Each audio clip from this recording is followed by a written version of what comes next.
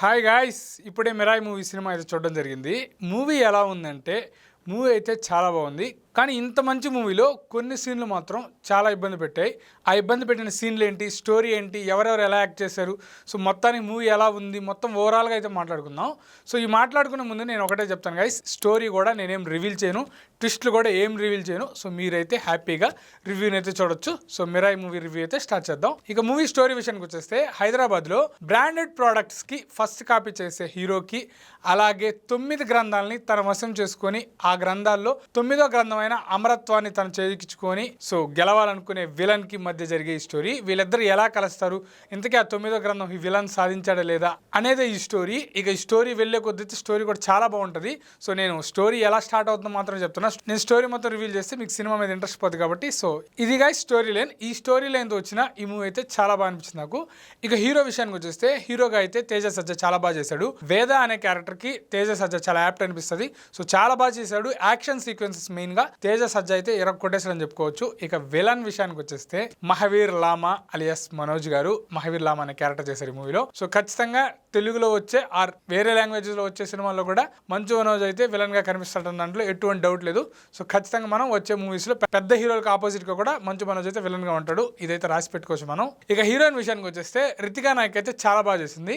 కానీ రితికా నాయక్ మించి శ్రియా అయితే చేశారు. శ్రియా గారు అయితే ఇంకా యాక్టింగ్ ఇరగొట్టారని చెప్పుకోవచ్చు. శ్రియా గారు చాలా బాగా చేశారు. ఈ క్యారెక్టర్కి సెట్ అవుతారా లేదా అనుకున్నా. నేను ట్రైలర్ చూసినప్పుడు ఏదో కొంచెం పెద్ద గెటప్లో కనిపిస్తున్నారు అనుకున్నా, కానీ శ్రియా గారు అయితే చాలా బాగా చేశారు. సో శ్రియా గారికి సపరేట్ ఫ్యాన్సే ఉన్నారు తెలుగులో కూడా. ఇక డైరెక్టర్ విషయానికి వచ్చేస్తే, కార్తిక్ ఘట్టమనేని ఈగల్ మూవీ తీశాడు ఇంతకుముందు.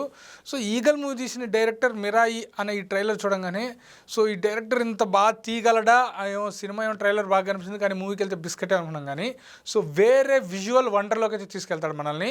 సో ఆ గ్రాఫిక్స్ కానివ్వండి, ఆయన ఇమాజినేషన్ ఏదైతే ఉందో, ఒక డైరెక్టర్ అనుకుంటాడు కదా మూవీకి ముందు, ఆ ఇమాజినేషన్లోకి మనల్ని తీసుకెళ్తాడు. సో ఒక విజువల్ వండర్ని అయితే తను క్రియేట్ చేశాడు. ఒక సపరేట్ వరల్డ్నే క్రియేట్ చేశాడు అనుకోవచ్చు. చాలా బాగా చేశాడు మూవీని. సో ఖచ్చితంగా డైరెక్టర్కి అయితే మనం 10/10 ఇచ్చేసుకోవచ్చు. ఎందుకంటే సో డైరెక్టర్ ఏదైతే అనుకున్నాడో అది మనకు మూవీలో క్లియర్గా కనిపిస్తుంది. సో దాంట్లో ఎటువంటి డౌట్ లేదు. సో కార్తిక్ ఘట్టమనేని తెలుగు ఇండస్ట్రీకి దొరికిన ఇంకొక మంచి డైరెక్టర్ అనుకోవచ్చు. ఈయన సినిమాటోగ్రఫర్గా చాలా మంచి సినిమా చేస్తున్నాడు. చాలా పెద్ద లిస్టే ఉంది. బట్ తను ఫస్ట్ చేసిన ఈగల్ మూవీనే అనుకున్నంత స్థాయిలో ఆడలేదు కాబట్టి సో కొంచెం డిసప్పాయింట్గా ఉన్నాను నేను. ఎందుకంటే ఈ మూవీ ఇలా ఉంటుందా లేదని. బట్ నా అంచనాలని తప్పు చేస్తూ కార్తిక్ ఘట్టమనేని అయితే అద్భుతంగా మూవీ తీశాడు. ఇక మ్యూజిక్ విషయానికి వచ్చేస్తే, సాంగ్స్ అయితే అలా వెళ్ళిపోతాయి, ఫ్లోలో వెళ్ళిపోతాయి, మనల్ని ఏమో డిస్టర్బ్ చేయవు. కానీ బీజిఎం అయితే ఏదైతే ఉందో, బీజిఎం అయితే చాలా యాప్ట్ అనిపించింది. చాలా బాగా కొట్టాడు మ్యూజిక్ డైరెక్టర్. సో బీజిఎం గురించి కూడా మనం మంచిగా ఎక్స్పెక్టేషన్స్ పెట్టుకోవచ్చు. మనం అనుకున్న దానికంటే బీజిఎం కూడా ఉంది. ఎందుకంటే ఇలాంటి మూవీస్లో ఖచ్చితంగా బీజిఎం బాగుండాలి. ఆ బీజిఎం కూడా బాగుంది. ఇదే మూవీలో మనం విఎఫ్ఎక్స్ గురించి మాట్లాడుకుంటే, విఎఫ్ఎక్స్ అయితే వేరే లెవెల్ ఉంది. సో వాళ్ళు చాలా బాగా వర్క్ చేశారని మనకు క్లియర్గా అర్థమైపోద్ది. సో ఒక మంచి విజువల్ వండర్ చూపించే డైరెక్టర్ అంటే ఖచ్చితంగా విఎఫ్ఎక్స్ టీమ్ ఏదైతే ఉందో వాళ్ళైతే మంచి ఎఫెక్ట్స్ పెట్టారు. సో చాలా బాగా తీశారు. ఇక ఈ మూవీలో పాజిటివ్స్ విషయానికి వచ్చేస్తే, యాక్షన్ సీక్వెన్సెస్ చాలా బాగుంటాయి. అలాగే ఏదైతే విజువల్ వండర్ ఉంటుందో, సో మనం ఖచ్చితంగా ఒక మంచి సినిమాటిక్ ఎక్స్పీరియన్స్ అనేది ఫీల్ అవుతాం. అలాగే మంచు మనోజ్ ఈ మూవీకి ప్లస్ పాయింట్. ఇక మిగతా హీరోయిన్ శ్రియా గారు చాలా ఉన్నాయి plus points. But Manchu Manoj గారు అయితే ఈ మూవీకి పెద్ద ఎసెట్ అని నాకు అనిపించింది పాజిటివ్స్లో. మీకు ఏదైనా అనిపించుంటే మూవీ చూస్తుంటే కింద కామెంట్లో తెలియజండి. ఇక నెగిటివ్స్ విషయానికి వచ్చేస్తే, ఇంటర్వెల్కి ముందు వచ్చే కొన్ని సీక్వెన్సెస్ అయితే నన్ను కొంచెం ఇబ్బంది పెట్టాయి. కొంచెం ఏదో ఫోర్స్ఫుల్గా పెట్టినట్టు అనిపించింది.